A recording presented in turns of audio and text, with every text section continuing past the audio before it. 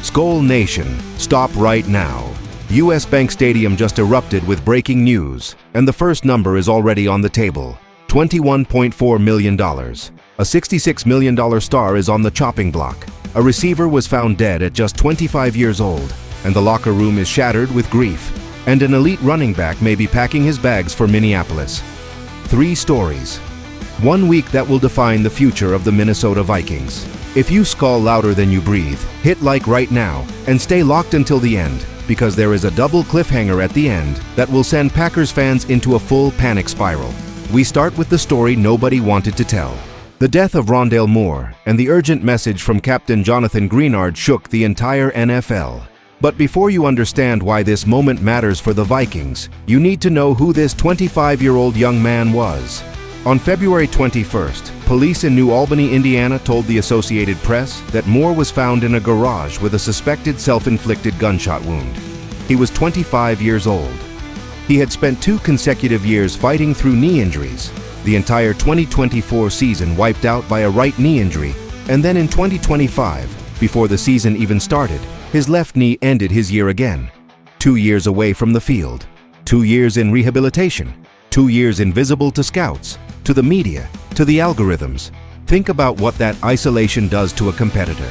A man who trained his entire life to play at the highest level of the sport, suddenly watching from the sideline while his peers performed under the lights. And that is exactly where this story gets heavy.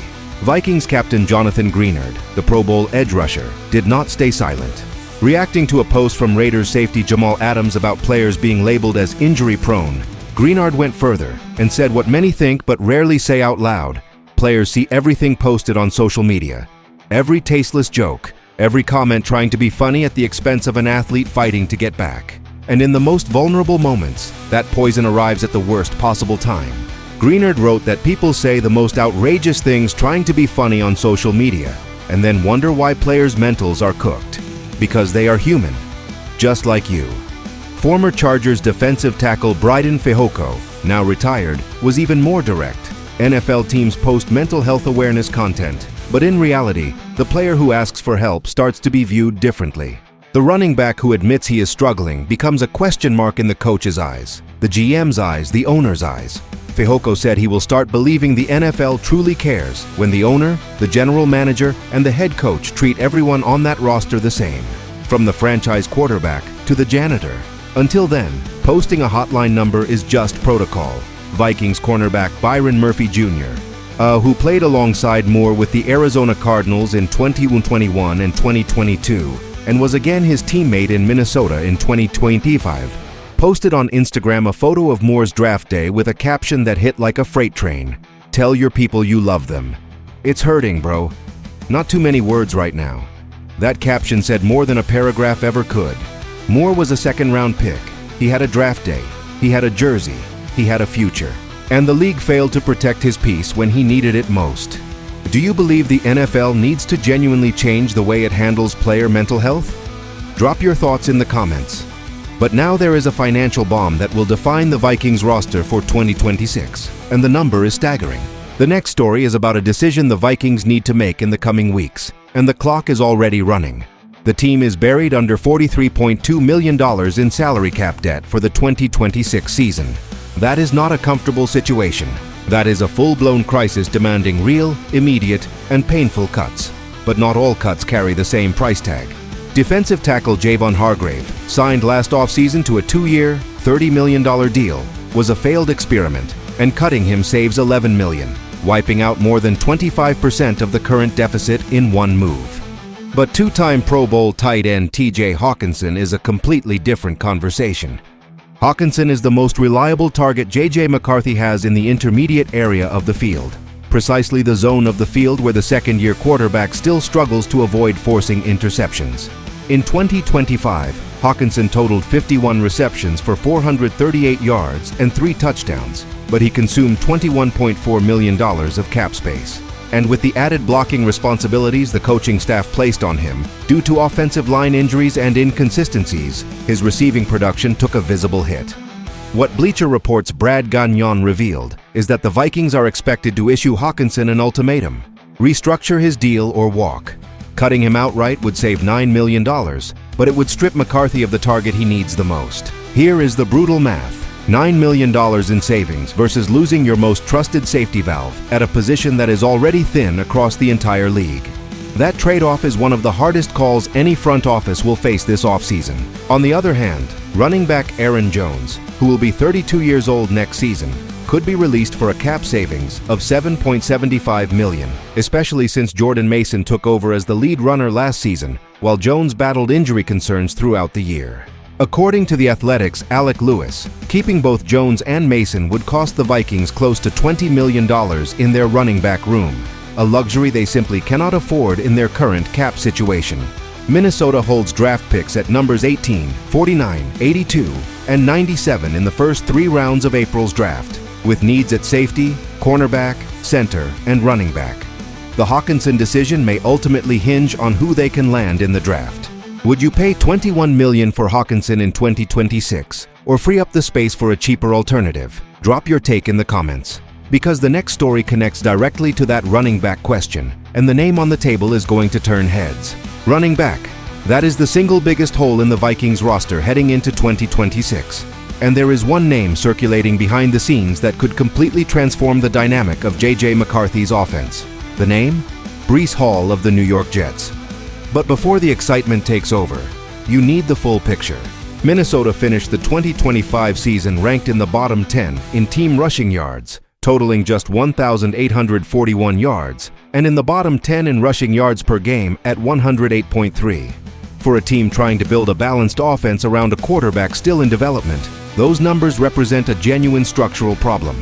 Aaron Jones is on the downside of his career. Jordan Mason still needs to prove he can handle a full season as a true RB1. And Breece Hall, at 24 years old, is exactly the type of running back Minnesota is missing. Powerful between the tackles and dangerous as a pass catcher, which would give McCarthy an escape valve beyond Justin Jefferson.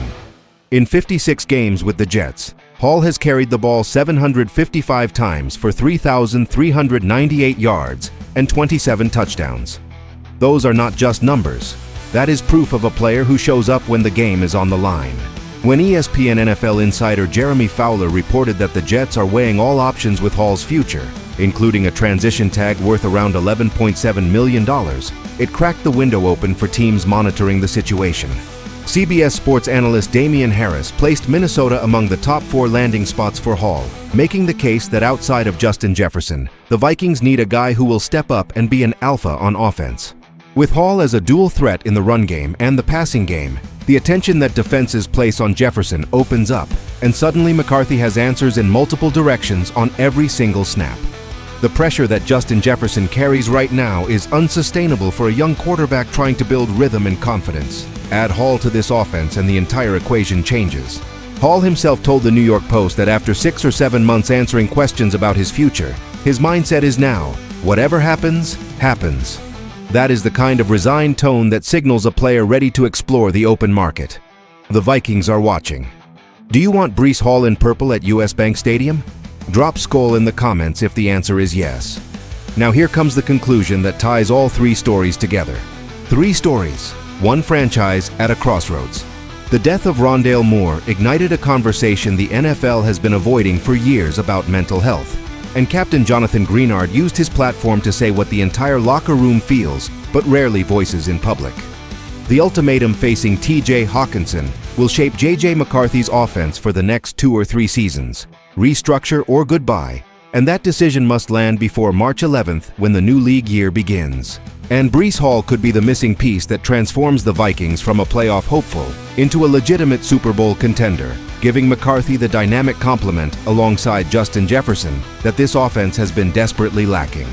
This is not a rebuilding project. This is an open window right now.